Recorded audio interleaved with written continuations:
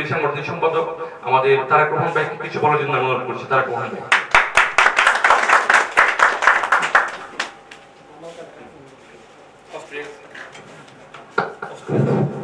বিসমিল্লাহির রহমানির রহিম। আজকে বরিশিয়া কর্তৃক মূল ফাল্গুন আয়োজিত বিএনপির সম্মানিত সভাপতি এবং সম্মানিত সাধারণ সম্পাদক, উপস্থিত আছেন আমাদের প্রধান উপদেষ্টা, উপস্থিত আছেন এ জায়গায় আমাদের আজকের ভারপ্রাপ্ত সভাপতি এবং আমাদের কমিটির সমস্ত নেতৃবৃন্দ, আসসালামু আলাইকুম। আসলে আজকে বলার মতো কোনো কিছুই নাই, যেটা আমাদের নেত্রী অনেক অসুস্থ এবং সে অনেক দিন কারাবন্দী ছিলেন। এই জন্য আমরা একটা মিলাদের আয়োজন করেছি এবং আমাদের মনোভাব ছিল যে আমরা আজকে ৭৯তম কেক কাটবো, কিন্তু আমরা এটা করতে পারি নাই। আমাদের উপর থেকে এইগুলি কেউই করে নাই এবং আমাদের নেত্রী যে পর্যন্ত সুস্থ না হবে আমরা এই জিনিসটা করতে পারবো না। এই জন্য আমাদের নির্দেশ আছে, তাই আমরা হঠাৎ করে আজকে হামিম ভাই নাসির আলীর সাথে আলাপ করেছেন, এই জন্য হঠাৎ করে আমাদের একটা মিলাদের আয়োজন করা হয়েছে।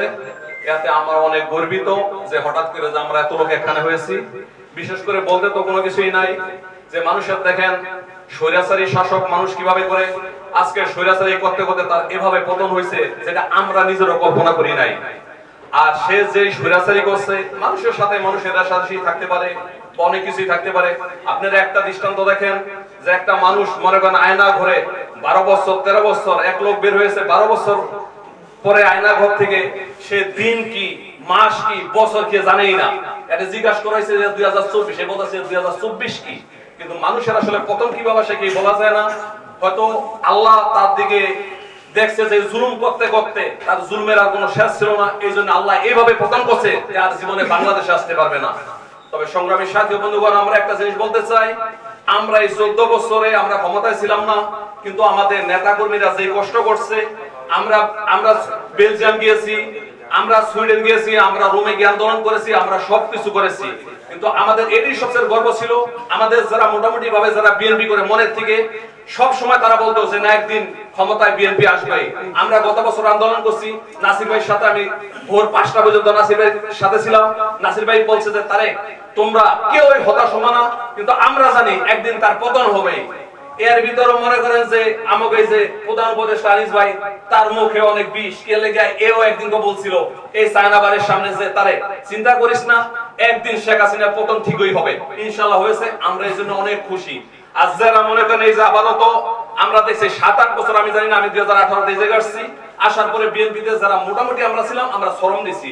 আজ যারা এই 7-8 বছরে আমাদের সাথে কোনো মিটিং এর সাথে বা কোন একটা ব্যাপারে কোন একটা পার্টিসিপেট করে নাই, রোমে জানাই, সুইজারল্যান্ড জানাই, কোন জায়গায় জানাই, আজকে তারা কালকে এক প্রোগ্রাম করছে, তারা খালেদা জিয়ার জন্য দোয়া মাহফিল করব। তাদের আজকে অনেক অনেক আবেগ হয়ে গেছে খালেদা জিয়ার জন্য। এই পর্যন্ত আপনারা কইছিলেন, এতদিন কইছিলেন, আপনারা আসেন নাই। একজনের 5বার 7বার করে আপনাদের ফোন করছি, আপনারা আসেন, আমরা দেখি কি করা যায়, তারা আসে নাই।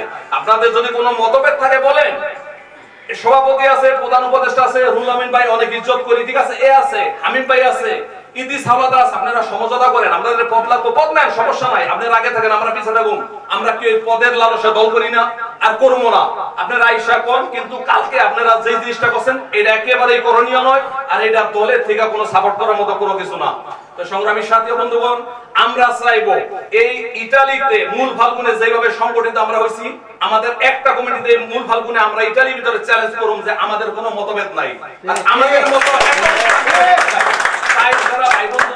আছে কালকে বলে দিবেন এদের ওই জায়গায় যে একজন উপস্থিত না হয়, কারণ তারা আমাদের মত বিরোধী করতেছে।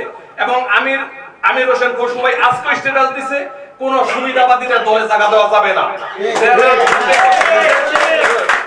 তো এই বলে আমার বক্তব্য শেষ করছি।